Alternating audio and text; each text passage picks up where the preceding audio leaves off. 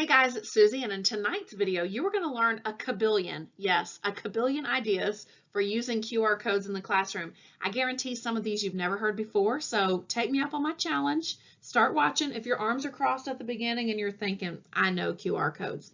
Maybe you don't. The last idea is for certain going to blow your mind, so stay tuned. In this modern world of paperless menus where you're having to scan in any restaurant you get to go to, um, it's probably erroneous to say what a QR code is, but just in case you want to know what the initials stood for, QR just means quick response. And you know that from most phones now, you can just hold your camera up to a QR code and it will go to a website. And so it's basically a visual web link. It actually comes from Japanese auto manufacturing. There's your trivia for the day. But QR is just quick response and it's a visual web link. Let's now talk about classroom uses, which are always my favorite thing. I like to do a little bit of why, but then a whole lot of practicality. So number one, it decreases the need for typing. If you have little kids and you want them to go to a web address, oh my. And if it's something they can't click, if they're using handheld devices that are, harder to click things, then it's amazing to have just a scannable QR code. So there's just a really basic one, not too much detail on that. I have mentioned OneTab before, but I don't think I've mentioned it as a correlation to QR codes. So OneTab basically, let me show you, allows you to, it's a Chrome extension. So I love my Chrome extensions. If you haven't watched that video, please do. Anyway, it's a Chrome extension that allows you to collapse a bunch of tabs into one tab and revisit those. It saves browser bandwidth. So if your computer's going slowly, or say you're in the middle of something, you don't want to lose all your tabs, but you got to go home or you got to switch desks or whatever. This gives you a way to store all your tabs quickly. So once you install OneTab from the Chrome Web Store, you can collapse your tabs down. And there's more about that. Again, I have a video on favorite Chrome extensions that'll give you a better tour. But what I wanted to show you is that you can share that as a web page. So think of wanting to give your kids a lot of research without you having to do much effort. Like this is a newer version of a web quest. Get all your sites ready, collapse them down with OneTab, and then watch this. Share as web page. It gives a scannable QR code that kids can go to, or there is a link there if you need it. And this link is persistent. I just went to a link where I had shown this before from another school district and it still worked, even though I don't work there anymore. So it just gives you an accessible, easy to find, scannable QR code if your students need a bunch of links in one place. Another idea for QR codes involves your newsletter or Sway as a center. I love Sway. I have videos on Sway. First of all, I was using it as a newsletter, but also different ideas for Sway. Just check out my channel. Sway is a Microsoft tool, but it's totally free. If you have an education account, you can make a free Office account. Anyway, what I wanted to show you is not the newsletter itself, but the fact that you can use QR codes, for example, for parents to access resources. So these were some resources the teacher wanted the parent to access: a place value song and a long and short vowel sounds game, and she gave QR codes for them to be able to scan. Also, you can make anything into a QR code very easily. And so one of my favorite ways is I have this extension on my browser. So for example, I want this link maybe to be a QR code. I just tap right here. If the link is what I want it to be, I'm done. I can copy this and paste it somewhere, and then people can get to the newsletter itself or to a center if you want to use Sway as a center with the QR code. Or I can always, if it's not the right link, I can always go in there and edit that link. So I have the ability to do that as well. And this is called QR Code Generator. It's another Chrome extension. I love them. So you can put QR codes inside your Sway newsletter, or you can use the Sway newsletter and have students access it or parents access it via QR code. It works both ways. Seesaw is another fabulous tool, and Seesaw is also QR friendly. So if you want students to join a class, I'm going to go into just a pretend class here. But if you want students to join the class, when you go to plus students, it's going to give you, let's say no, share devices, okay. You would have to paste a list of student names. Give me a minute. Let me pause while I find one that has kids in it. Of all the classes to pick, of course. But anyway, when you go to plus students, you can add them with, I'm not going to scroll all the way down and give you my QR code, but you can add them with a QR code. Also, you can print QR codes from Seesaw into like a virtual portfolio or gallery. So for example, on this one, not home learning codes, But if I want to print every item that somebody has put in a journal, I can click on that kid's name and print a PDF for this kid. Or I can click on the activity itself and print a PDF for that. And guess what? All the activity or all the PDFs that come out have QR codes on them that parents say it's an open house whenever we get to have those again. People get to come to the school, but parents can scan that QR code and hear their kids talking about their work or whatever. Flipgrid's not going to be in this video, but Flipgrid also has AR, so augmented reality, that you can do with QR codes. So there are a lot of tools now that are putting their own QR readers inside. It's worth checking out. Probably my favorite idea for teachers or students is to do QR scavenger hunts. So I was running a PD for these teachers, and I had them literally run around the school. They would scan one QR code and it would give them a riddle to the next location. Now that was just really basic to show them that you could use QR codes, but y'all, you can have anything that where one QR code links to the next, and I'm going to give you some examples of those in future segments.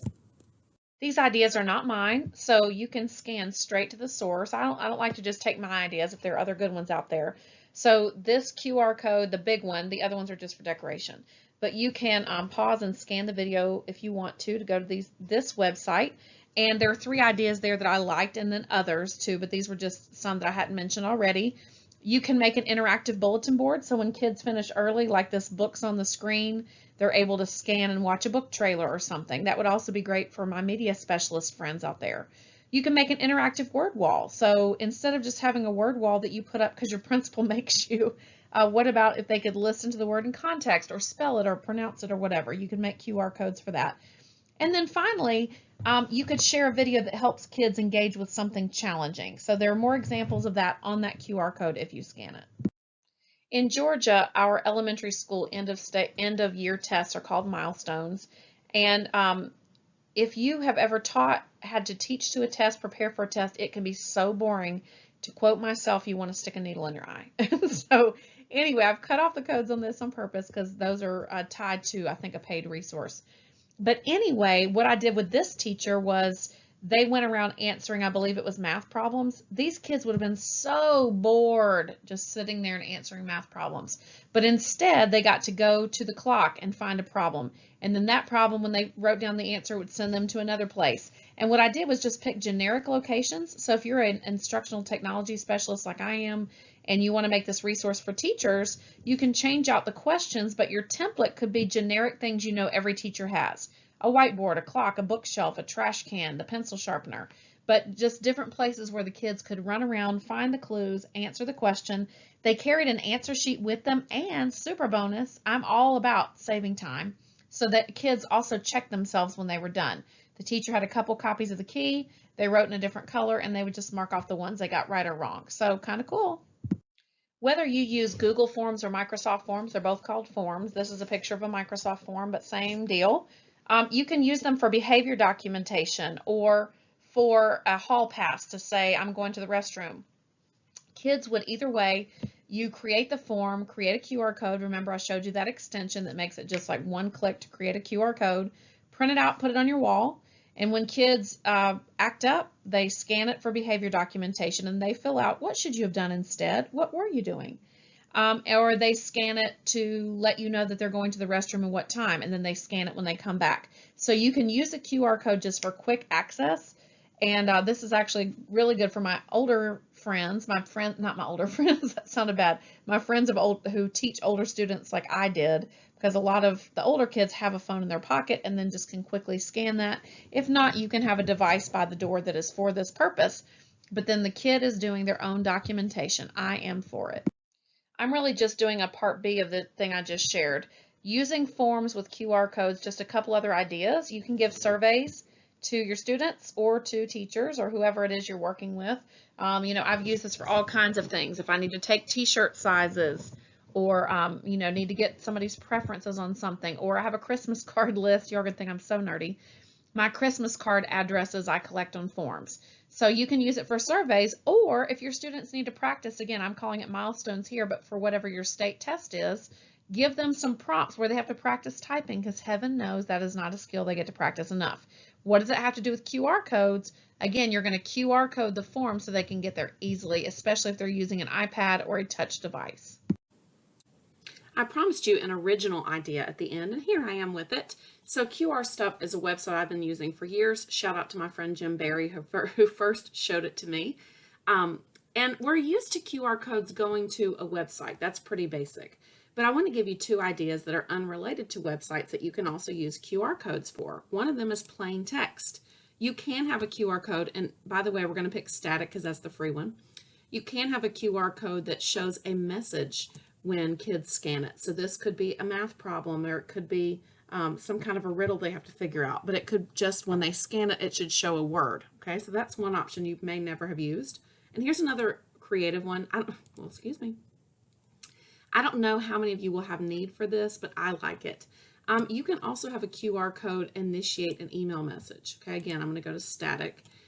But what you would do is you would fill in the template on the left. So what's the email address? What's the subject you want to say? What's the body? And let me give you a practical use of this. I was supporting a newspaper teacher at one of my high schools a few years ago.